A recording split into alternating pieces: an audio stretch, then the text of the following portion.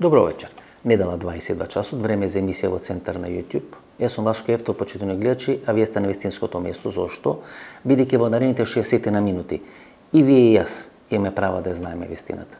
Вечерва, второ продолжение, ексклузивно интервју со Љубиша Ристич.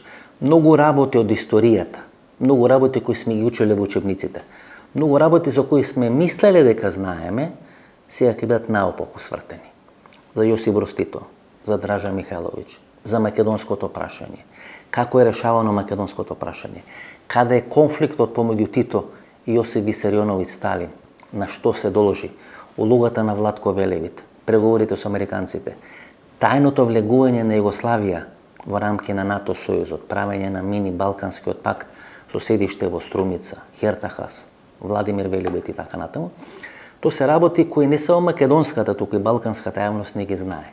Дел од тие информации се добиени од Конгресната библиотека во Америка, дел од тие информации се добиени во тие непосредни средби и разговори кои ги имал и Ристич, а сум ги имал јас со големите играчи, или јас како ги нареком сведоците или луѓето или чуварите на историјата. Еден таков беше Владимир Велебит, некаде пред 20 години. Го имам интервјуто со Владимир Велебит, човек од најголема доврба на Јосип Броз Тито. Едно или две имиња се споменати во тие писма помеѓу Тито и Сталин, кога Сталин го обвинува Тито дека прави ревизија на комунизмот и почнува таа борба или таа битка на информирато против Титова Југославија, против ФНР Југославија. Тој еден од тие двајца е Владимир Велебит. Човек од најголема доврба на Тито. Тој му го носи пасошот во Цариград, со тој пасош Тито се враќа во Југославија и застанува на чело на комунистичката партија на Југославија или на тогашна Југославија.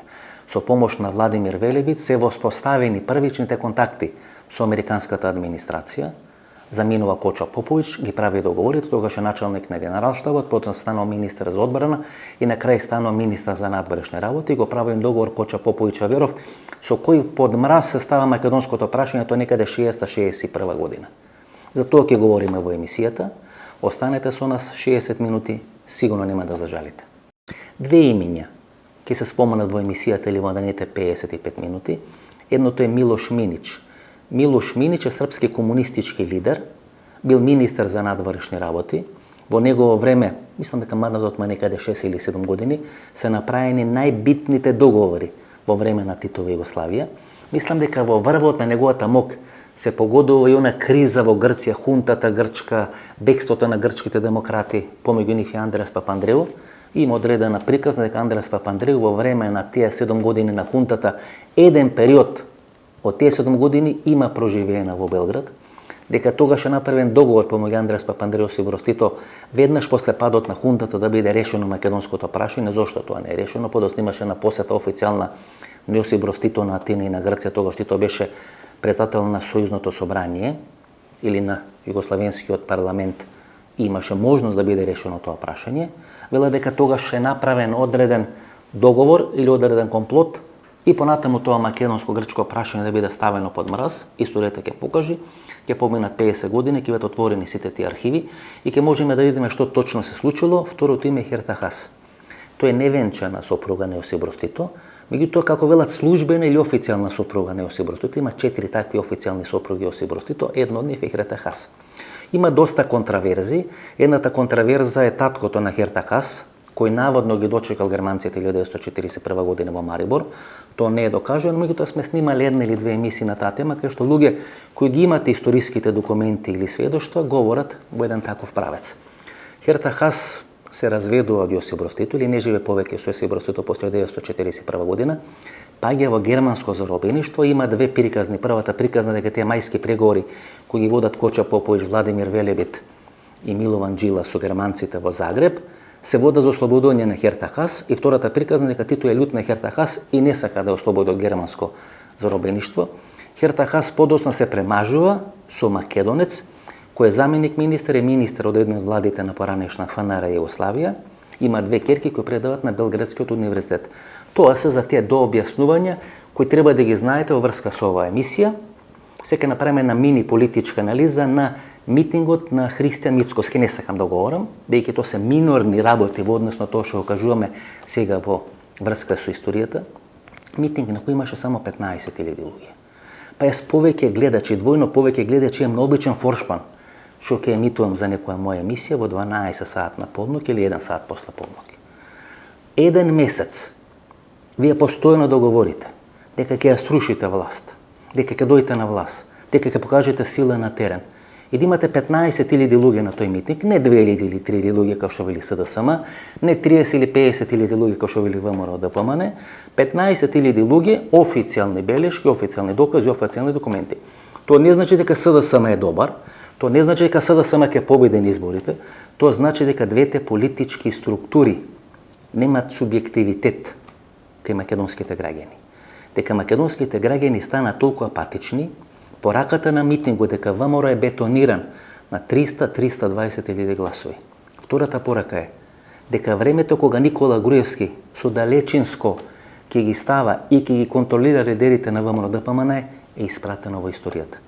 И третата порака е, ако СДСМ не се соземе во наредните 12 или 24 месеци и почни да се ора нивата така како што треба да се ора, ќе дојде на крај некој, дали ќе го стави рускиот или српскиот свет и тој ќе ми ора нивата. Тоа беше тоа што сакам да ви го кажам. Останете со нас, следува интервјуто со Љубиша Ристич. Еве го официјалниот документ. Документ кој се доставува до сите релевантни политички безбедносни субјекти во Република Македонија и до релевантните амбасади во Република Македонија. Јавен собир Скопје. Читам, официјален допис. Во 20 часот и 40 минути пред владата на РСМ, Република Северна Македонија, започнува митингот организиран од политичката партија ВМРО ДПМН. Значи, тоа е депеша во 20 часот и 51 минута.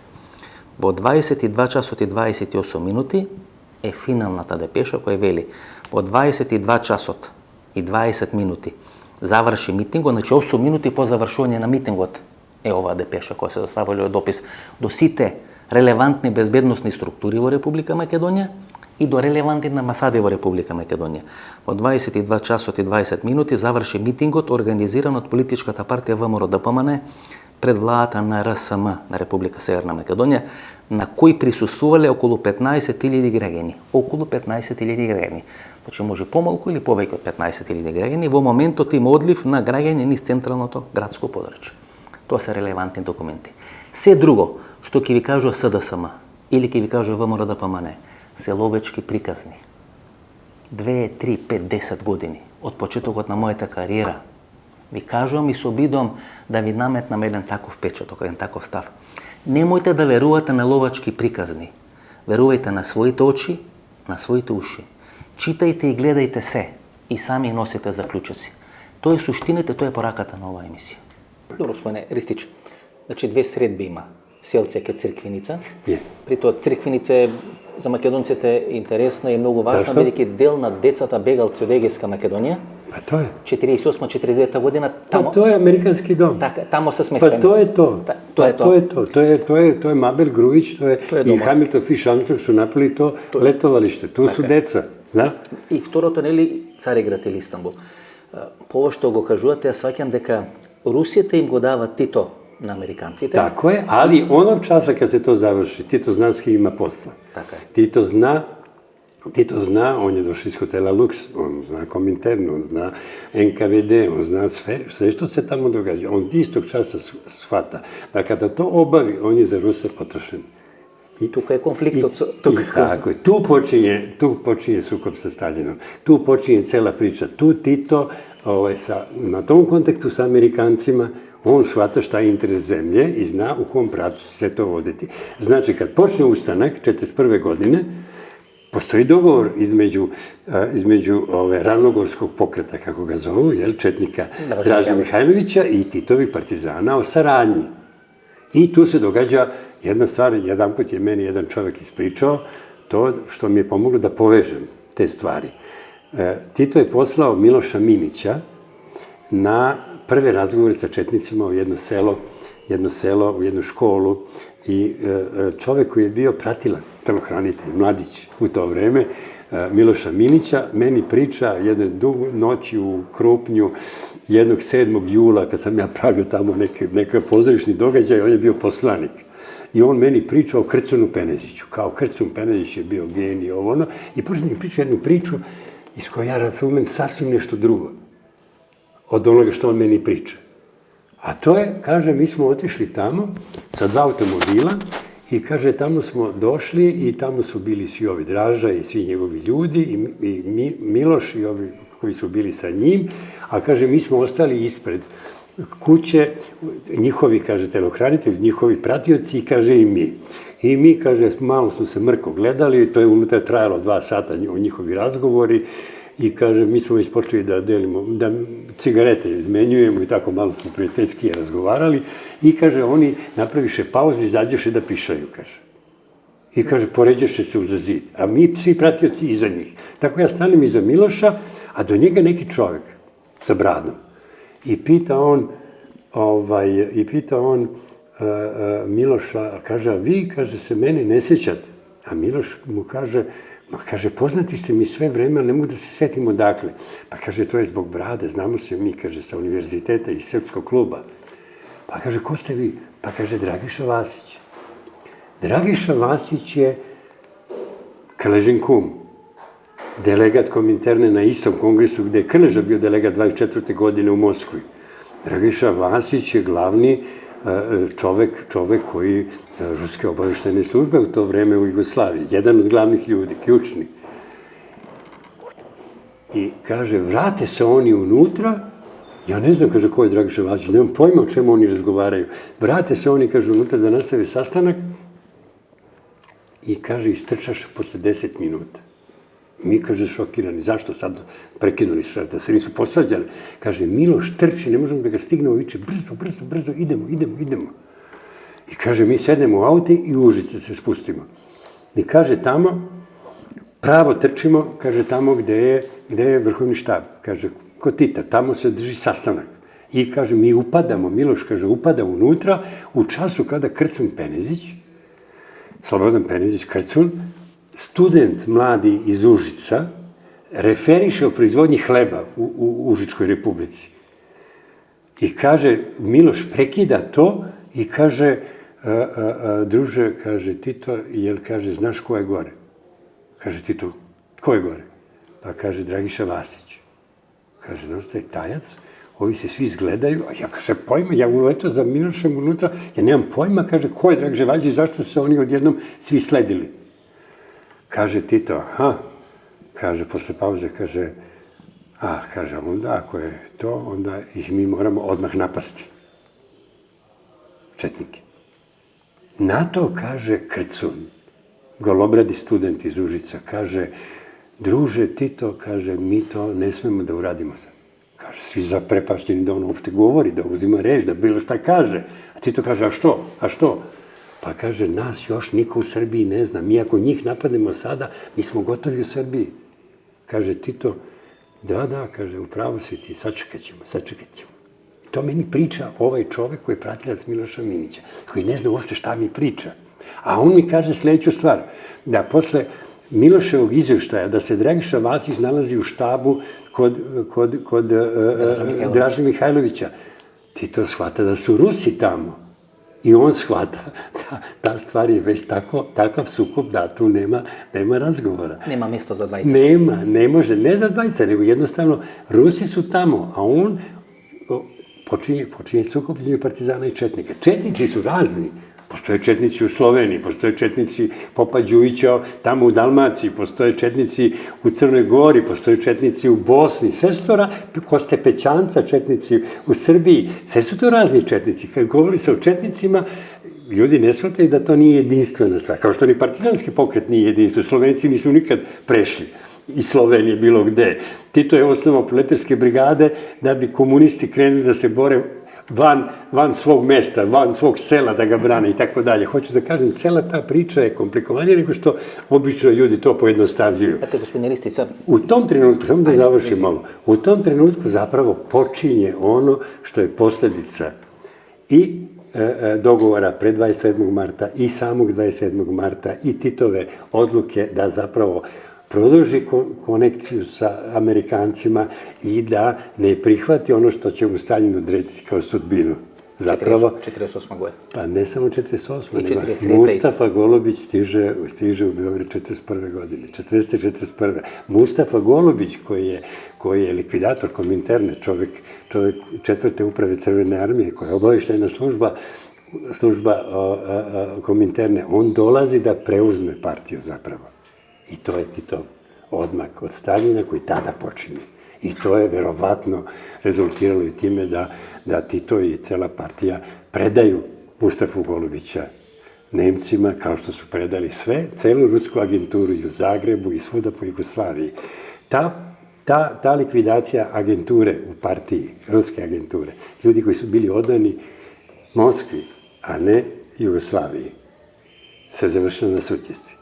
Tu su likvidirani poslednji članovi te grupacije. I Bora Prodanović, advokat partije, i Veselin Masleša, i razni ljudi koji su stradali na Sutjesci u tom kotlu u kojem se sve to događalo. Gospodine Ristić, što sad da je prašam, znači, moderната историографија, значи не историографијата у времето на Јосип Брз Тито, туку модерната, Твртко Јаковина, целата таа нова генерација на историчари во Србија. Pa ja ne mislim da je to našto nova generacija. Dobro, međutim... Tvrtko Jakovina pripada, on je zanimljiv čovjek, ali on pripada toj vrsti hrvatskih intelektualaca koji prvo moraju da kažu Milošević, agresija na Hrvatsku, a onda mogu da pričaju šta god drugo. I pod kontrolom na Budimir Lončar ili ta linija. Budimir Lončar i nešto drugo. To jedno možemo o tome da pričamo. Međutim, delna ta историографија вели дека клучниот пересврт се случува Неретва, Сутјеска, кога британците и американците оценуваат на која страна да бидат. Дали на страна четниците или на... Ова што ви го кажувате. Испеѓате одлуката е во Црквеница донесена и одлуката е донесена во Цариград и во Истанбул. I to izbirike pomegi Tito i pomegi Draža Mihajlović. Tako je. I saradnja četnika, raznih četnika po Jugoslaviji, saradnja s Italijanima, s Amerikancima i konačno i Dražih četnika i sve razne stvari. To je sve naknadno. Cijela ta vododelnica je mnogo ranije. Ta 48. se desila zapravo još 41. godine. Pa da. To je taj trenutak kada su Rusi igrali tu igru koju uvijek igraju. Priča sad, vraćamo se na Dimitrova, vraćamo se na celu tu ideju, na sve te stvari. Ivan Karajanov, Majenkov. Jeste Makedonija, sve ostao. Cela ta priča je, pa konačno Markosov ustanak. 48. Jeste, ali dokumenti. Moj otac je bio komesar druge divizije koja je ratovala za Markosa u Grčkoj. Mi smo bili tada Bitolj, Ohrid, tamo. Ono što je Tito prihvatio da se naša vojska povuče iz Grčke u tom celom tom pomaganju Markosu. Obično se misli da je to Staljinova odluka da se Markos spusti iz vodu. Koliko god mi je bilo to teško da kažem, ali ipak moram da kažem ono do čega smo došli i šta smo otkrili, jeste to je zapravo to Titova odluka i dogovor sa Britancima. McLean. Da, dogovor sa Britancima, pa McLean i uopšte da se popusti ta stvar i to što je Staljin optuživao Tita da je napustio Markosa i tako dalje, to je tačno. Zapravo Jugoslavija se povukla iz te stvari, jer tu se sad predstoji i tršćanska kriza i sve razne stvari i to je bio ustupak koji Jugoslavija tada Titova odlučila da učini i da se povuče iz cele te stvari, jer Jalta je odlučila kako je odlučila. Grčka je britanska. Jer kao što je Jugoslavija 50-50 i Tito je morao po tome da postupi. Gospodin Ristić, таа книжара во Пари се спомнавме, Зденка Кидрич и така натаму. Кој е улогата на Тито? Тито е екзекутор на Коминтерната, врши екзекуции во име на Коминтерната, бидејќи... Не, он е генерални секретар Комунистичке партија Југославија. Да, меѓутоа претходно, нели, има шпанска граѓанска војна, учествува шпанска граѓанска... Тито не, многу контраверзима, нели, информација. To su razne stvari koje ljudi prilagođavaju ono što im danas treba. Tito nije učestvovao u španskom građanskom ratu. Tito je bio čovek koji je organizovao odlazak dobrovoljaca. Meni je Raul, moj prijatelj u Meksiku, španac, koji je bio emigrant u Meksiku.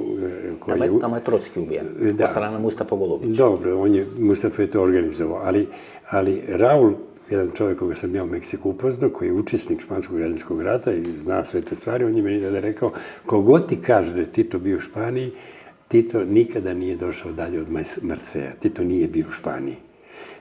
Tito je organizovao odlazak dobrovoljaca u Španiju u Građanskom ratu, na republikanskoj strani, komunista iz Jugoslavije, da idu tamo, ali do Marseja. Tito nikad nije bio u Španiji. Tako da Tito nema veze sa likvidacijama koje je NKVD obavljao u Španiji, kao što je to obavljao i u Sovjetskom savezu. I svi ti ljudi koji su tamo stradali, i anarhisti, i komunisti, i svega što se događalo, mnogo prljavih stvari je bilo u tom španskom građanskom ratu. Ono što je tu važno znati, to je da ta knjižara u Parizu i ljudi koji su tu bili, to ima cela ta priča o tom čoveku, Živojinu Pavloviću, oko te likvidacije i tako dalje. On jeste napisao knjigu koja je govorila o tom staljinskom termidoru, zapravo o čistkama u Sovjetskom savezu i svim ostalim stvarima. On jeste izgleda likvidiran odlukom partije. Šta je Titova uloga u tome, ili je to izvršenje naloga iz Moskve, šta je to? Svega i svačega je bilo. Mnogo važnija, krupna stvar za nas jeste odluka Tita da spasava partiju i sopstvenu glavu time što će likvidirati agenturu sovjetsku u Komunističkoj partiji Jugoslavije. To je ključno. Zdenka Kidrić je ključna. Ona je glavni bezbednjak partije sve do svoje smrti. Vladimir Velebit, jaz imam ta možnost, poslednjo intervju so njegovo v Zagrebu. To je ključni čovjek. Pred njegovata smrt. To je objasnila svojata poseta na Carigrad. Jer kaže? Da, je objasnila poseta. Kažu za pasošite. Je to rekao, ovo što vam pričam, jel? Za Srebrenjak v Zagreb, za odredeni radiostanici koji se napravili така натаму, за Herta Kasi i komunikacijata. I to sinot Miša Broz se ragili od 1940. godina. Čivo to je period se ragi sinot na Josip Broz Tito so Herta Kas, podosno se razveduva so Herta Kas. Ta so mažova so... Ne samo to. So ministar za trgovje vo vlada. Ne, ali ne samo to. Vrlo je bitno to da je Herta bila član mesnog komiteta partije u Zagrebu. To je taj mesni komitet partije koji je prihvatio nalog Srebrenjaka, koji je bio rezident, sovjetski rezident u Zagrebu, gde je bilo sedište partije. Mesni komitet Zagreba, partije u Zagrebu je prihvatio nalog Srebrenjaka da u danu napada na Sovjetski savez, 22. juna 1941. godine, izađe na ulicu sa lecima. Skojevci u Zagrebu su delili letak na kojem je bio proglas u kojem se poziva narod u Jugoslaviji da čeka dolazak pobedonosne Crvene armije koja će osloboditi Evropu, svet i Jugoslaviju od nacizma i da se vrše sabotaže, diverzije. Nije pozivni ustanak. Na iste večeri se na zagrebačkim ulicama pojavljuje letak koji Tito šalje iz Beograda, gde je pobegao od Rusa. Nije on pobegao od Nemaca i od Ustaša, on je pobegao od Rusa iz Zagreba, od Srebrenjaka i cele mreže. On je pobegao u Beograd tada, prebacio centralni komitet. To je tajna pečatnica vo Zagreb, za koje govori Vladimir Velebit. Jeste. I šta se događa? Tito šalje taj proglas Komunističke partije Jugoslavije, centralnog komiteta iz Beograda, u kojem se poziva narod na ustanak. Znači, centralni komitet KPJ poziva na ustanak, a ruska mreža u Zagrebu, koja kontroliše mesni komitet, poziva na sabotaži, diverzije i na čekanje na Crvenu armiju. To je ono isto na čemu će pasti Bugarska partija, Makedonska partija, sve partije u Evropi će pasti na tome, da se čeka pobedonosna Crvena armija. Tukaj je raskolot. Jeste, zato nema. I tu se šta događa? Tu se događa sledeća stvar.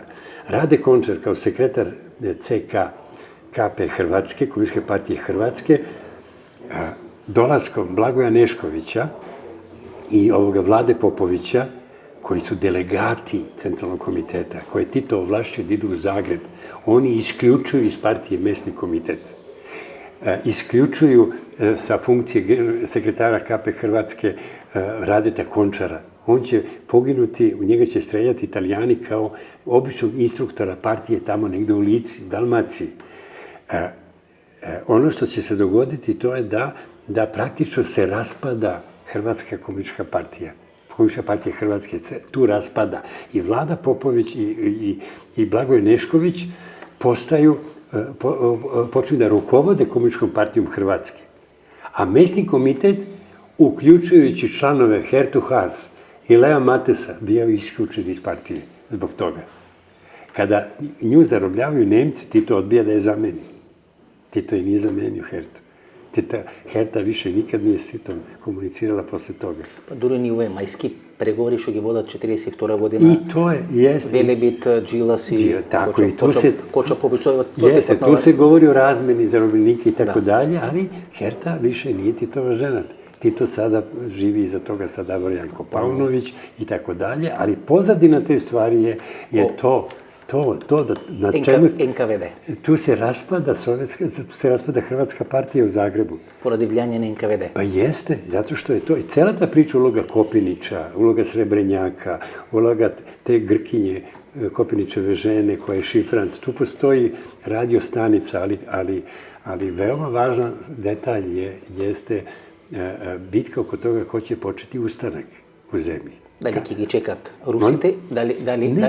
Ne. Ili će početi? Ne, odluka je Komintern da ima da se čeka, nema ustanka. Tako je. Nema ustanka. 27. mart i iza toga nema ustanka. Ustanak će povesti Crvena armija i mreža koja treba, kao i svuda u drugim zemljama. Ne može Tito odlučiti da krene ustanak, on šalje proglas, 4. jula se drži zemaljska konferencija na kojoj se poziva ustanak i tako dalje. Sve se to događa u tih 7 dana. Ne u 7, u 14 dana. Od 22. juna, od napada na Sovjetski savez, do 7. jula. Žikica Jovanović Španac u Beloj crkvi. Ali, šta to znači? U tih 14 dana se odvija zapravo bitka oko toga ko će početi ustanak. Da li će ustanak početi ova linija Mustafe Golubića koja stiže iz Moskve sa mrežom ili će početi Tito ustanak sa svojom partijom. Kažu ljudi koji to znaju, koji se time bave, koji to prate, da će izaći i dokumenti koji će opravdati priču o tome da je na jednoj planini u istočnoj Bosni bila grupa koja je trebalo da napadne jednu žandarmerijsku stanicu i da tako počne ustanak. To je ova Golubićeva linija, sovjetska. To je trebalo se desiti u 7 sati ujutru. U 5 sati ujutru došla je druga grupa naoružanih ljudi koja je likvidirala ovu grupu. Detalj koji je ključan jeste da je u toj grupi bila radiostanica kojom su upravljali Pavle Savić i njegova žena Branka Savić, kao šifrant radiostanice koja je imala direktnu vezu sa Moskvom. To je radiostanica koja će posle biti u vrhovnom štabu. Pavle Savić je atomski fizičar, to je knjižara iz Pariza, to je ćelija Komunističke partije Jugoslavije u Parizu. Znači, Pavle Savić, koji će biti predsjednik Akademije nauka, kasnije čovek koji je sa Marijom, sa Žolio Kirim, radio je na otkriću, tim kapitalnim otkrićima koja će dovesti do atomske bombe na kraju. On je radio u laboratoriji Marije Žolio Kiri, sa njima je radio.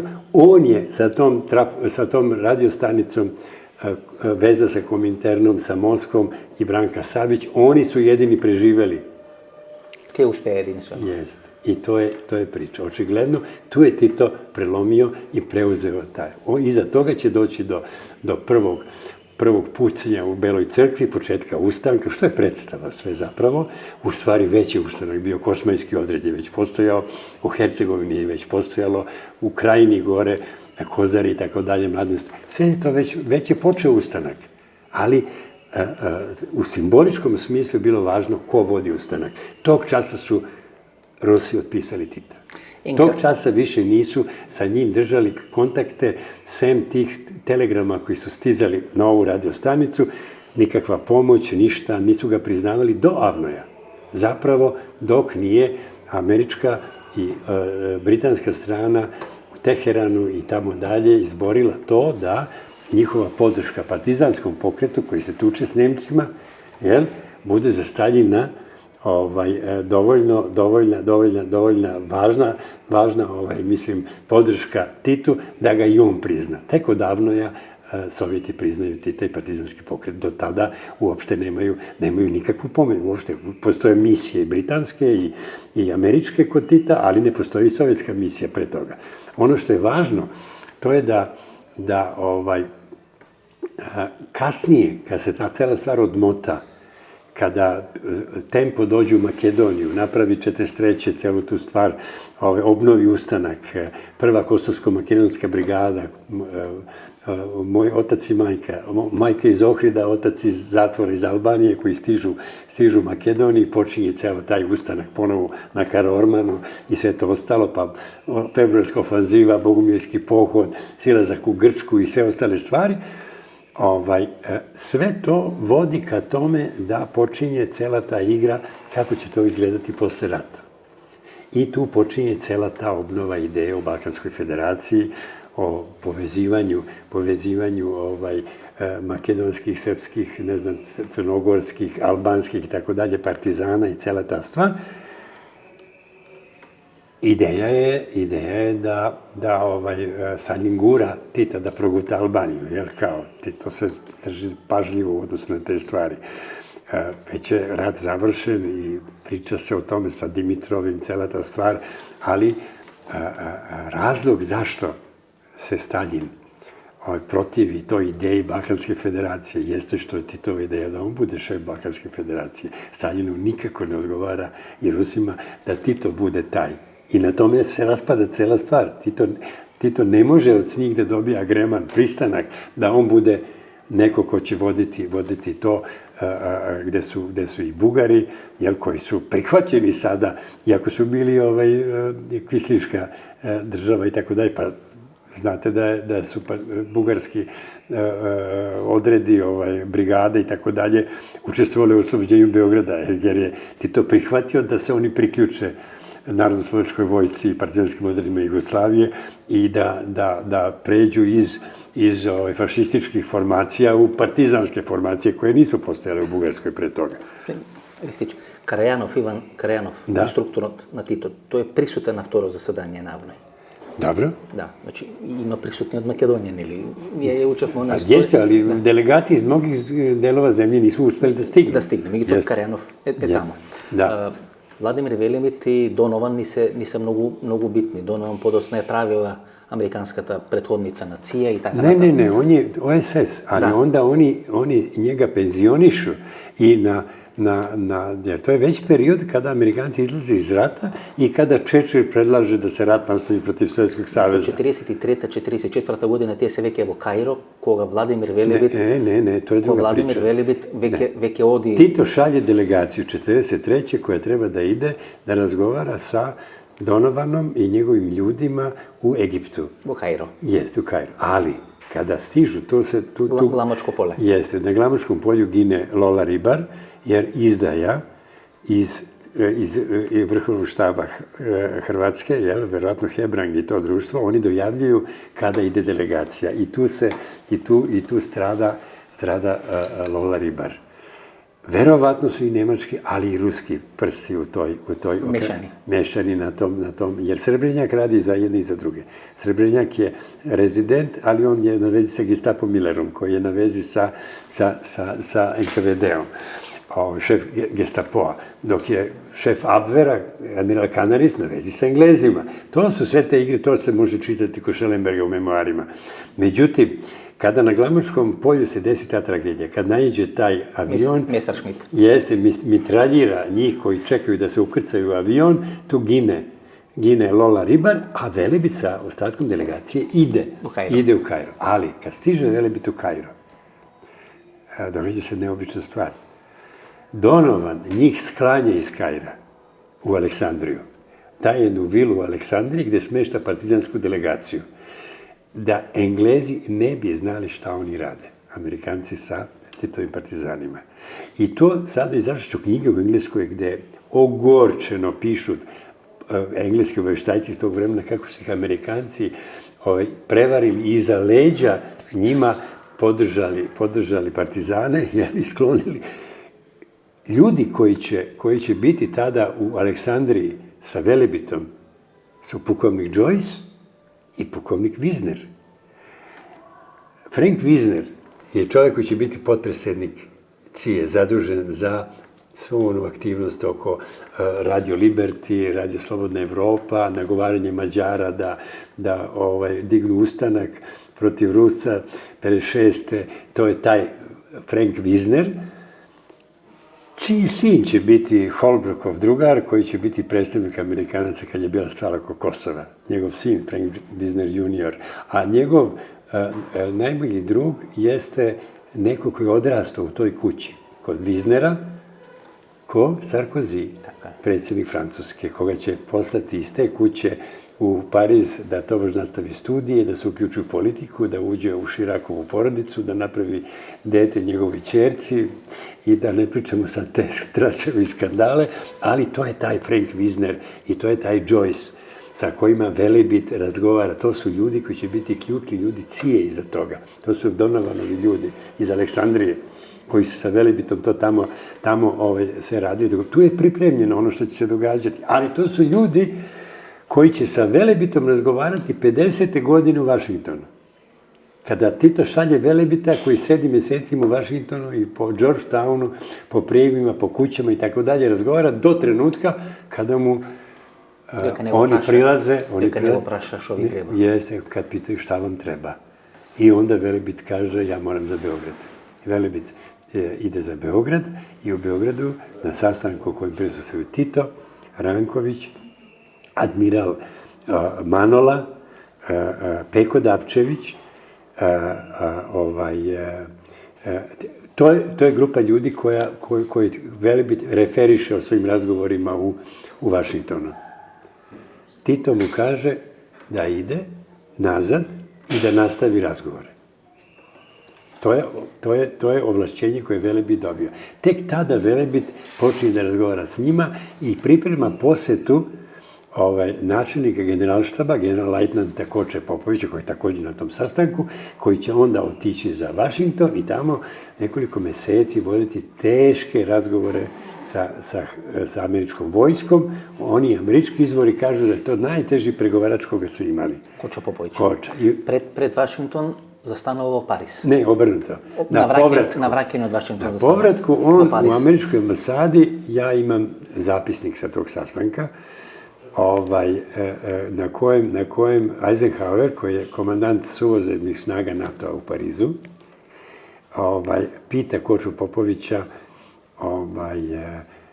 nakon svih razgovora i izveštaja koje je dobio iz Vašingtona, pregovora koje je tamo vodio, pita ga ključnu stvar i kaže kako vi mislite da će se Jugoslovenska narodna armija, oficiri i vojnici Jugoslovenske narodne armije u slučaju agresije, napada, intervencije Sovjetskog saveza u Jugoslaviji, napada na Jugoslaviju, kako će se držati oficiri i vojnici Jugoslovenske narodne armije zbog ideološke bliskosti, komunisti jedni, komunisti drugi. Na tomu Koča Popović, to piše u zapisniku, kaže, to nema nikakve veze sa ideološkom bliskošću. Radi se o imperializmu Sovjetskog saveza, kojim se Jugoslovenska narodna armija, njeni oficiri i vojnici moraju da se oprostave punom snagom i suprotstavit će se punom snagom jer se radi o nezavisnosti zemlje i suverenosti Jugoslavije. I to nema nikakve veze sa ideološkom bliskošću. Na to ga Eisenhower pita, pa koliko vi računate da imate vojnika? Kaže, mi imamo 500.000, a možemo da mobilišemo za nedelju dana 1.000.000. I nama je potrebno naoružanje za tu armiju. Trebaju nam mlazni avioni, trebaju nam artiljerija, treba nam municija, treba nam pomoć i tako dalje.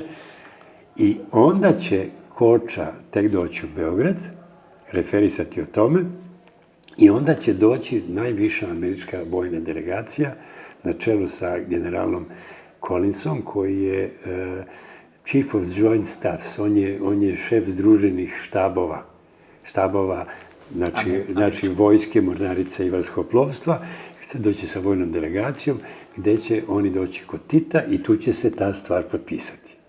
Tu će se ta stvar utvrditi. Tako Jugoslavija postaje zapravo deo NATO-a. vojnih planova Zapada.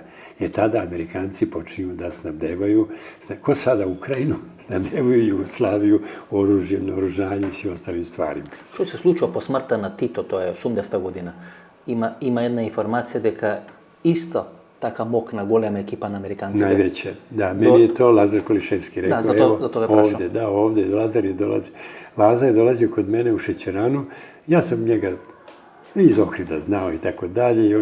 Ja sam bio tada predsjednik Jula i on bi dolazio na operaciju katarakta na VMA i onda kad završi preglede na VMA, on se javi i dođe kod mene ovdje. Onda smo sedeli tu nekoliko sati i tako ručali, imali smo mi tu restoran i pričali o raznim stvarima.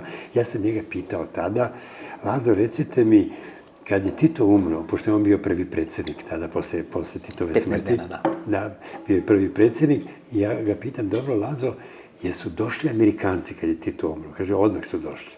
Ko je došao? Kaže, došla je najviša vojna delegacija. I koja je pitala, da li će se Jugoslavija držati obaveza prema američkoj vojsci? I kaže, šta ste odgovorili? Kaže, mi smo odgovorili da će se Jugoslavija držati svih svojih obaveza, sporazuma, još iz 50. godina. I to je istorija Jugoslavije. Mi smo se držali obaveza, a oni se nisu držali obaveza, nego su nas bombardovali. No, to je sad druga priča. Jer stiglete, Stalin insistira Vladimir Velebit posle pučotne ili da bude eliminiran. To je smenat od funkcija da pomoćnik ministra za NATO. Jeste, tada Velebit spominje, Rusi spominju u toj rezoluciji IFOR bila samo dva čoveka, Velebita i Đilasa. I Tito se praktično sporazumu do kojeg će doći 56. godine, posle Sajnove smrti, sa ovim Hruščovom, Bulganjinom, Kosiginom, Mikojanom, Podgornim, to je ta delegacija kad su svi oni došli na Brione, na pokajanje, i posle toga u Beogradu, to je ta čuvena epizoda kada je ceo Beograd bio na ulicama, i kada je kolona sa automobilima, u prvom automobilu su bili Tito i Hruščov, Beograd je ćutke, bez jedne reči, bez jednog glasa, propustio tu kolonu koja je prošla. Beograd nije ni aplaudirao, ni vikao, ništa. Hruščov je prošao kroz grobnu tišinu u Beogradu. To je 56. godina. Tada je postignut taj sporazum o balansu. I to je koštalo toga da Koča Popović pređe u Ministarstvo spoljnih poslova iz vojske, načelnik Generalštaba, da Velebit ode u Ujedinjene nacije u Ženevu i da praktično na neki način se cijela ta stvar svede na... U stvari, Velebit je bio Titov ministar spoljnih poslova, glavni čovek. I u prvoj vladi, onoj koja je napravljena uz pomoć Engleza i Amerikanaca, to je Šubašić, Tito Šubašić, u njoj je Šubašić bio ministar spoljnih poslova, Tito je bio predsjednik vlade, a Velebit je bio pomoćnik Šubašić. Beše pomoćnik i beše podosni ambasador u Velike Britanije. Da, sve je to u redu. Koja je organizirana poseta na Tito, fenomenalna poseta na Temza, kao što od očekuje, to je najvisoki počestik. Jeste, kada je išao brodom Tito, to je prva velika poseta. Ali cela uloga Velebita je potpuno fantastična. I moj prijatelj Dragan Biserić, koji je sa njim... To je knjigata Svedok na istorijeta, ili Svedok istorije. To je nevjerovatno šta mi je rekao, to verovatno i ti, Vasko, znaš, pošto si razgovarao sa Velebitom, rekao mi je, kaže, ja sam ga pitao razne stvari, kaže, onda sam shvatio posle sati i sati razgovora, to Biserić sve ima snimljeno, sve te razgovore. Kaže, posle toga, ja sam vidio, on mi priča sve što ga pitam. Onda sam shvatio da, ja moram da ga pitam ako hoću da mi nešto kaže. Neću ništa preskočiti. Ako ga pitam, on kaže. Ako ga ne pitam, on ne kaže ništa. Kaže, najvažnija stvar koju mi je tada rekao, to je da uvek mora da ima u vidu da su postojale dve linije u partiji. Jedna linija je bila linija NKVD-a, a druga linija je bila linija Kominterne. I kaže, mi smo bili linija Kominterne, Velebit. A kaže, linija NKVD-a, to je bila ova druga linija koja je nastojala da partiju drži pod kontrolom sovjetskom i da nema samostalnost i tako dalje. I to su ovi Titovi ljudi koji su izveli partiju ispod kišobrana. Časopis Foreign Affairs, ko spomnate, del od ovija Weissmani ili mudreci koje kreirat amerikanskата politika posle Втората Six Wise Men, jeste, да. da. После Втората Bolen, Acheson, Harriman. Амбасадори во Москва, министри за надвршна работа. Ne, to je 6 njih, to se zna. Ali ta knjiga nije tačna. U toj knjizi ima svašta. U toj knjizi sve njih je napravio Hamilton Fish Armstrong. Sve te ljudi. Значи, тие се негови луѓе. Pa, to je on napravio sve. Со нив Велебит разговара 6-7 месеци. Ne. Ја подготвува. Samo sa Bolenom razgovara i razgovara s ovim ljudima koji su već tada bili u CIA sa Alenom Dalsom i njegovim ljudima koji su Wisner, Joyce i tako dalje.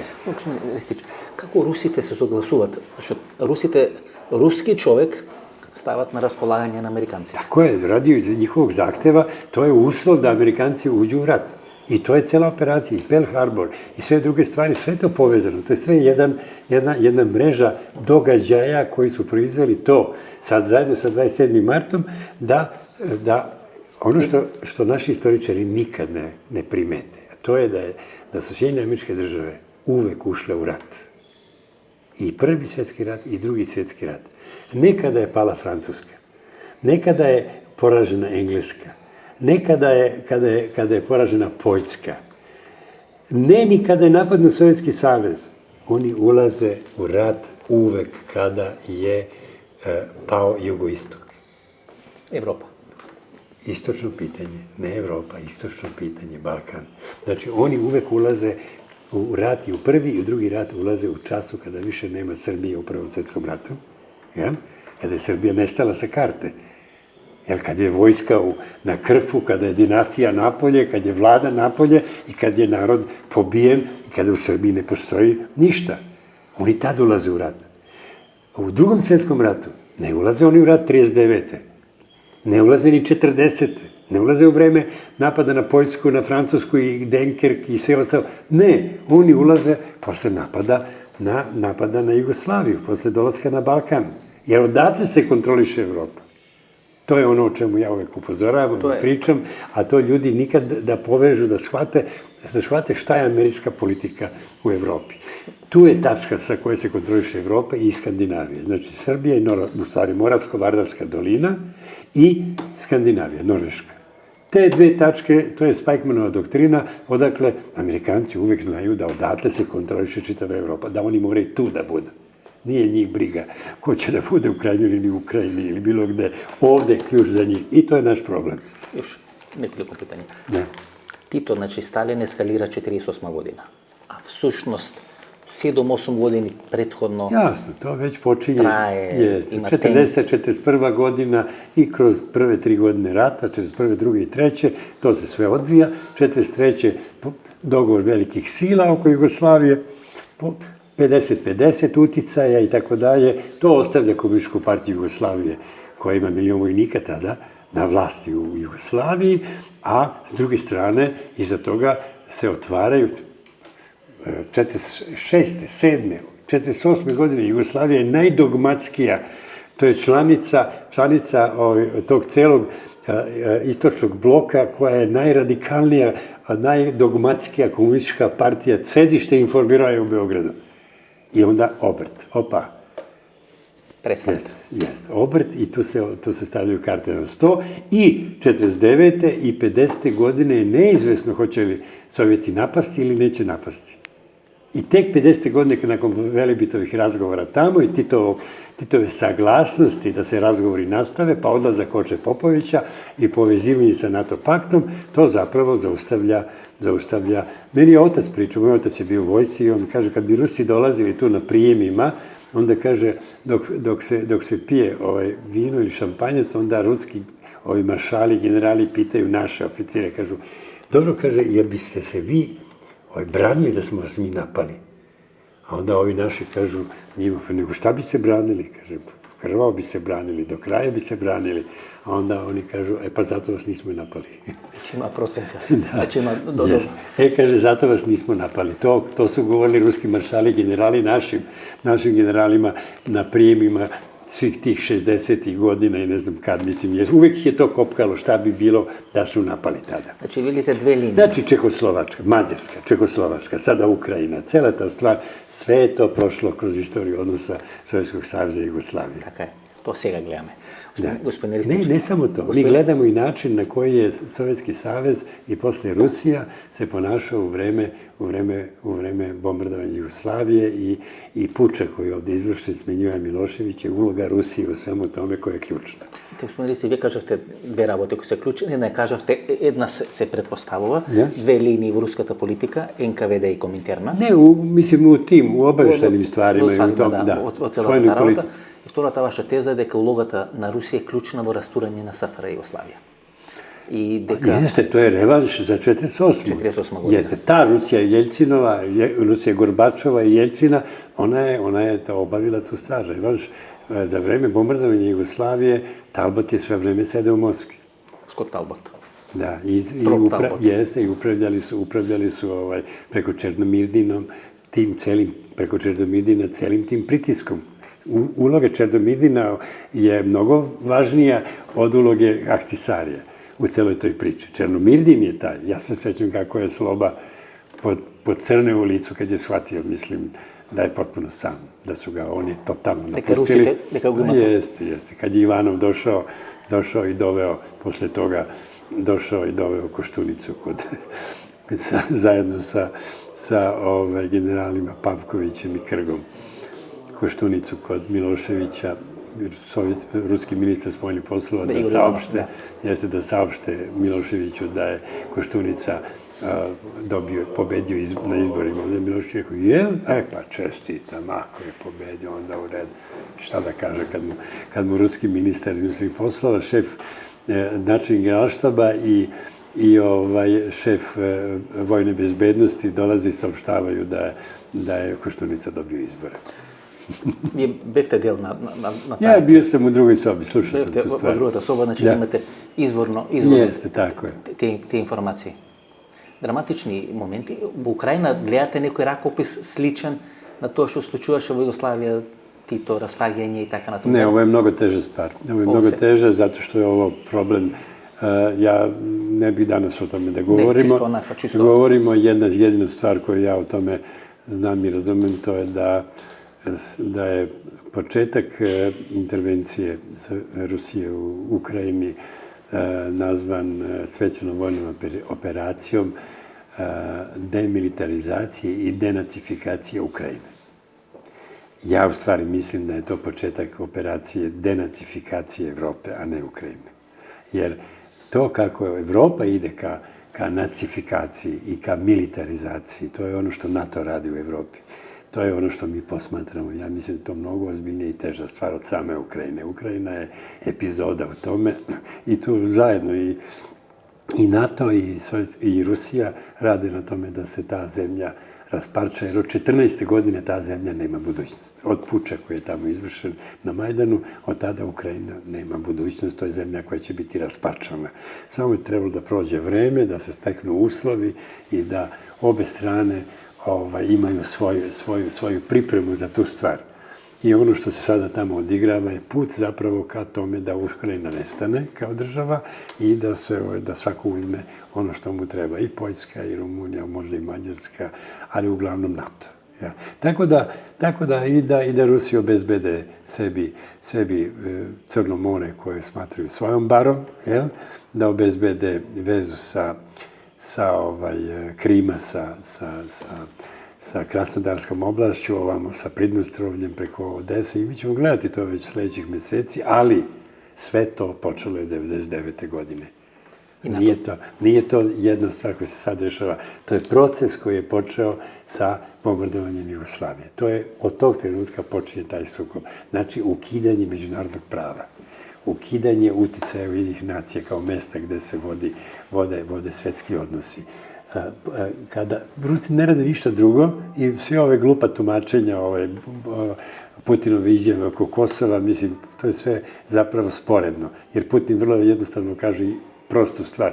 Vi to radite, pa što mi ne možemo to da radimo? Ako vi radite, možemo i mi da radimo. I to je ta igra ogledala, jel? Koju oni njima stalno sad vraćaju. Sve to što su Amerikanci radili po Bliskom istoku, po Africi, po Jugoslaviji, po svuda, oni kažu, jel možete, to nema međunarodnog prava, ne može da se donose odluke, nema odluke nacija, nego vi to jednostavno, pa da vidite kako to izgleda kad mi to radimo. Naravno, Kinezi su tu je Indija, to je sad jedan potpuno drugi svet, novi svet i tu je jedna potpuno poražena i mislim, moralno, ekonomski, verovatno razorena Evropa. I ono što ja mogu da samo kažem u vezi s tim, da će glavna posljedica ukrajinskog rata u Ukrajini, kogod ga zove agresijom, kao što ga je Srbija nazvala, jel, da li je to specijalna vojna operacija, kako to nazivaju Rusi, šta god daje, to sve nije važno, to je sve retorika. Ali suština je u tome da će vojska biti na ulicama evropskih prestolnica u oktobru mesecu. To je ozbiljna stvar. Počneme s istočno prašenje, da završime s istočno prašenje. To je vaše intervju od duga, ako ne se lažem. Kaže, vidite, дека американците прво ќе влезат во Македонија. To je 98. 90, да. 98. Не, 88. 88 година. 88, значи, тоа е да. 2 или 3 години пред распадот на СФР. Значи, не постфестум, туку априори. Ne, zato što su mene tada pitali šta ja mislim o Kosovu, šta mislim o toj situaciji. Ja sam rekao da su to sve unutrašnje pitanja. Jugoslavije isto kao što je unutrašnje pitanje Irska, kao što je Korzika, kao što su sve te stvari po Evropi unutrašnja pitanja raznih država. Teška, ozbiljna, neprijatna, sve, ali unutrašnja pitanja. Jedino evropsko pitanje nerešeno je Makedonija. Istočno prašenje. Da, to se zove u istoriji, historiografiji, to se zove u geopolitici, to se zove istočno pitanje. I to istočno pitanje, pitanje Makedonije, koja je razdeljena između 3 države, koju nikada ni jedna država, od te 4 države koje se graniče, Bugarska, Grčka, Albanija, Srbija, nikada nije priznala Makedoniju kao državu. Jedina država koja je priznala Makedoniju je Jugoslavija. Ako nema Jugoslavije, šta se događa sa Makedonijom? И може ли за крај да ја прашаме едно прашање? Многумина се сметат за архитекти, условно наречено Hrvati да тоа го нарекуваат српски свет, а тоа е всушност југословенски свет. Možda i ne. Tu ima raznih stvari. Razni ljudi se pojavljaju sa raznim idejama oko toga. Da li ste vi ideologot? Čega? Na jugoslovenskiот свет. Ne. Da li ste vi tatko, avtor? Ne. Ja tu razlikujem kulturno pitanje od političkog pitanja i državnog pitanja. Ja uvek ponavljam i smatram da je ključna stvar jugoslovenski jedinstveni kulturni prostor. A da to nije jugoslovenska država. Države nastaju i nestaju. To je 7. Jugoslovenska republika, kako je narekao, kulturniот prostor. To je ono što ja smatram bitnim i ključnim. Koja prežive za razliku od 6. Jugoslovenske republike. Tako je, samo ono što je bitno i ono što je istorijski, iz čega je nastala politička tvorevina Jugoslavije, to je kulturni prostor. I nakon nestanka državne tvorevine Jugoslavije, nastavlja da postoji jugoslovenski kulturni prostor. Svi napori nacionalista, bilo gde, u Makedoniji, u Srbiji, u Hrvatskoj, Bosni, svi razni pravoslavci, katolici, muslimani, sve Bugari, svi redom, svi oni ne mogu da savladaju osnovnu stvar, osnovnu snagu, a to je kulturna povezanost naroda koji žive u ovom delu sveta. Ta kulturna povezanost, ona proizvodi i razara političke tvorevine. Srbima je teško objasniti da je Jugoslavija najveći srpski projekat u istoriji. To je jedina zemlja u kojoj su svi Srbi živeli. Kako što Makedonija bila jedinstveno priznata u Jugoslaviji. Pa tako je. U Jugoslaviji je stvorena Hrvatska država koja nije postojala od ne znam kojeg veka. Slovenačka država nikad nije imala nikakvu šansu da postoji. Od Ljudevita Posavskog... Krajanska oblast. Pa da nije bila Jugoslavija. Znači, Jugoslavija je jugoslovenski kulturni prostor i u političkoj tvorevini koji je nastao na osnovu te kulturne ideje i povezanosti. I Jugoslavenski odbor ilirski pokret i sve živo. Sve to je proizvelo političku tvorevinu u kojoj su nastale države Slovenija, Hrvatska, Makedonija. Crna Gora i Srbija su samo postojale, nijedna druga država nije postojala. Znači, ja kad govorim o kulturnom prostoru, to je prostor koji generiše ono što su političke tvorevine. Ovo je последното прашање koje беше битно за источното прашање, то беше црква, така почевме. И ми е многу мило што на 24 мај, кој е некоја символика, на 24 мај го правиме ова интервју, кога Србија и Српската православна црква ја признават автокефалноста на македонската православна. Наравно, али тоа е ствар која трае дуго, то су разговори. Многу подолго од самото име на државата, многу подолго од самата држава. Значи, тоа е есенцијата на македонското постоење. Одлично интервју, фала многу, многу здравје. До некоја следна прилика во Белград, ми беше задоволство. Хвала. Ова беше емисијата во Центар, ова беше интервјуто со Љубоша Ристич. Јас уживам овакви интервјуи, почитувани гледачи, бидејќи тоа се интервјуи, тоа се емисии кои мене ме интересираат. Во текот на една календарска или една телевизиска година која почна септември и завршува некаде јули, крајот на јули, ние снимаме повеќе од 80 емисии. Мојот став е дека во тие 80 емисии треба барем еднаш било кој човек да погледне емисија и таа емисија што ќе погледне да биде задоволен од неа. Во тие 80 емисии ние ќе снимаме и со Љубоша Ристич, ќе снимаме и со Дејан Лучич, ќе направиме и политички анализи, ќе го снимаме и Слободан Богоевски, Павле Трајанов и Љупчо Горгиевски. И суштината дека секој од вас треба да се пронајде барем во една емисија. И вкупниот број на луѓе кои во текот на една календарска телевизиска сезона ја погледнал или погледнал барем една емисија во Центар, да ја надмине бројката од 1 милион гледачи. И тоа е суштината, да доприме до секој човек, да доприме до секој дом. Не мора да ги гледат сите 80 емисии, доволно е да погледнат една. Меѓутоа, таа една емисија која ќе погледнат, да има чувство дека сме им презентирале, дека сме сработиле нешто што не може да го видат на било која друга телевизија или на било која друга емисија која се емитува на социјалните мрежи. Тоа е мотото под кое работам веќе 20-25 години. Врз база на бројките и врз база на вашата доверба можам да сватам или можам да заклучам дека тоа мото и тој модел на работење вас ви се допаѓа. Благодарам за довербата. Ако ви се допадна емисијата, ново дружење, четврток 22 часот, до четврток во 22 часот, пријатно вечер Македонијо, каде да си.